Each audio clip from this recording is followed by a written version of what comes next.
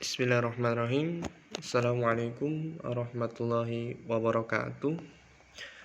Perkenalkanlah, nama saya Ihyayatullah dari Prodi Pendidikan IPA semester 6. Baik, di sini saya akan mempresentasikan sebuah materi, yaitu merekonstruksi sains ilmiah berbasis etnosains. Baik, kita ke slide selanjutnya. Sains asli masyarakat dan sains ilmiah. Oke. Di sini ada dua pembahasannya, yaitu apa yang dikatakan sains asli masyarakat dan sains ilmiah. Oke. Di lingkungan masyarakat tradisional terbangun pengetahuan sains asli atau indigenous science, berbentuk pesan, simbol, adat, istiadat, dan sosial budaya. Apabila dikaji dan ditelaah lebih sesama, kesemuanya itu seringkali mengandung berbagai konsep, prinsip, atau pengetahuan sains yang belum terformalkan. Menurut Doid 2007, pengetahuan sains asli yang terdapat di masyarakat, pola pengembangannya diturunkan secara terus-menerus antara generasi, tidak terstruktur secara sistematik, dan suatu kurikulum bersifat lokal, tidak formal, dan umumnya merupakan pengetahuan persepsi masyarakat terhadap suatu fenomena alam. Itu menurut Bastis 2005 dan Persanger 2005. Sedangkan pengetahuan sains ilmiah hanya dapat dipahami secara ilmiah dan berbasis pada kerja ilmiah, ya. Karena itu pengetahuan sains ilmiah bersifat objektif, universal, dan proses bebas nilai atau value free process, dan dapat dipertanggungjawabkan. Itu menurut Taylor. Dalam tataran ilmiah, pengetahuan sains asli sering disebut dengan folk knowledge, traditional knowledge, western science, atau traditional ecological knowledge. Itu menurut Bastis. Oke.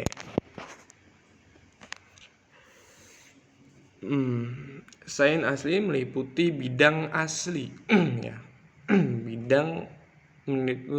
Meliputi bidang sains, yaitu di dalamnya ada kimia, biologi, fisika, pertanian, ekologi, dan kedokteran. Untuk bidang kesehatan dan obat-obatan, pengetahuan sains asli masyarakat tampak pada pemanfaatan obat tradisional dan percikan simpliasi, ya, dari flora dan fauna. Nah, jadi peracikannya, ya, obatannya itu dari flora dan fauna untuk penyembuhan suatu penyakitnya. Sedangkan pada bidang pertanian tampak pada pola perilaku masyarakat dalam bercocok tanam sampai pengolahan pasca panen. Pengetahuan sains asli misalnya yaitu bercocok tanam, ya. Terus dapat dilihat pada pemahaman masyarakat Sunda tentang siklus fotosintesis dan respirasi pada tanaman, ya. Nah, di sini apabila pengetahuan yang hidup di masyarakat dan belum mengalami formalisasi ditransformasikan menjadi pengetahuan ilmiah, maka akan dapat dimanfaatkan dalam proses pembelajaran sebagai sumber atau media pembelajaran alternatif. Nah, ini penting artinya ya, apabila dikaitkan dengan upaya pemerintah dalam meningkatkan kualitas proses dan produk pembelajaran. Nah, oleh karena itu perlu dilakukan penelitian yang mengasimilasikan pengetahuan sains lokal dan sains ilmiah dalam proses pembelajarannya gitu. Dan dijadikan sebagai model pembelajaran sains alternatif yang bersifat kontekstual ya. Dan menyenangkan bagi peserta didik juga. Berbagai penelitian menunjukkan bahwa yang bersifat kontekstual merupakan suatu pendekatan yang cukup efektif ya dalam pembelajaran karena meningkatkan motivasi, ketertarikan, dan keaktifan peserta didik. Oke, kita berikutnya. Nah, di sini ada proses rekonstruksi pengetahuan sains ilmiah. Dalam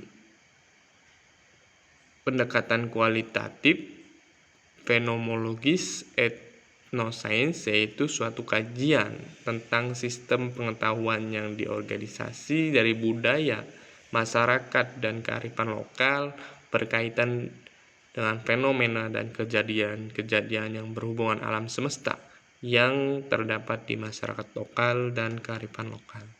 Nah, itu menurut Bastis ya dan Creswell. Nah, jadi dari rekonstruksi tersebut di sini sangat jelas ya, pengetahuan yang diorganisasikan oleh budaya. Jadi suatu budaya dari dulu sudah ada yang namanya pengetahuan-pengetahuannya sains. Nah, sebelum memulai peradaban baru yang sekarang ini. Nah, contoh dari konstruksi sains ilmiah yaitu mengetahui obat-obatan yang diolah secara alami dan juga menggunakan peralatan seadanya untuk membuat suatu obat, yaitu yang dinamakan jamu. Nah, waktu dulu memang belum ada yang namanya peralatan yang canggih sehingga bisa membuat suatu obat yang sungguh secara cepat ya, dan mudah. Oke, kita ke slide selanjutnya. Di sini ada hasil sains ilmiah berbasis etnosains. Nah, transformasi dan rekonstruksi sains asli menjadi pengetahuan sains ilmiah sebagai bentuk upaya mewujudkan konservasi terhadap lingkungan, ekosistem, etnobotani, dan biota kelautan telah dilakukan oleh Jegel.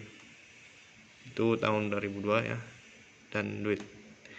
Indonesia juga mulai mengglobalkan sains masyarakat sebagai penelitian grounded dari dan sekaligus membangun teori baru sebagai sumber belajar telah dilakukan swasta gitu kan.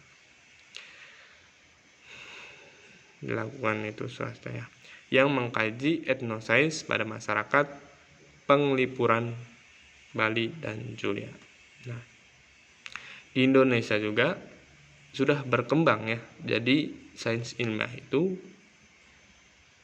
sudah berkembang ya, mulai bertransformasi juga ya, secara lingkungan ekosistem, etnobotani, dan biota kelautan juga ya. Dan banyak lagi juga yang ilmuwan sedang diteliti dengan hasil-hasil sains ilmiah dari beberapa wilayah atau lokal ya. Oke, baik, kita ke slide selanjutnya. yaitu model pembelajaran sains ya, berbasis etnosains. Mengenai model pembelajaran sains berbasis budaya lokal yang lebih kontekstual, sehingga hasil pengembangan sumber belajar ini mampu memperkaya pengetahuan sains ilmiah yang berorientasi etnosains, serta meningkatkan kreativitas dan motivasi calon guru sains, yaitu pengampu mata kuliah strategi pembelajaran dan perencanaan pengajaran. Oke, di sini mengenai model itu memang bagus ya untuk dikenalkan di berbagai sekolah juga tentunya ya, sehingga hasil pengembangan sumber belajar ini mampu memperkaya pengetahuan sains ilmiah. Jadi dikala sains yang sekarang juga kita juga tahu bahwasanya sebelum sains yang terjadi sekarang itu ada dalam peradaban dulu gitu kan, peradaban nenek moyang kita gitu. Akan tetapi di situ sains yang berbeda gitu, perkataan dan cara prosesnya juga gitu kan. Nah, di situ juga kita harus paham ya dengan macam-macam sains ilmiah yang dulu gitu. Nah, di situ ya, jadi siswa itu juga bisa meningkatkan kreativitas ya. Nah, dan juga guru juga bisa juga meningkatkan ya pengetahuan lebih lagi. Nah, oke. Mungkin itu dari saya. Kurang lebihnya mohon maaf. Billahi taufiq wal hidayah. Wassalamualaikum warahmatullahi wabarakatuh.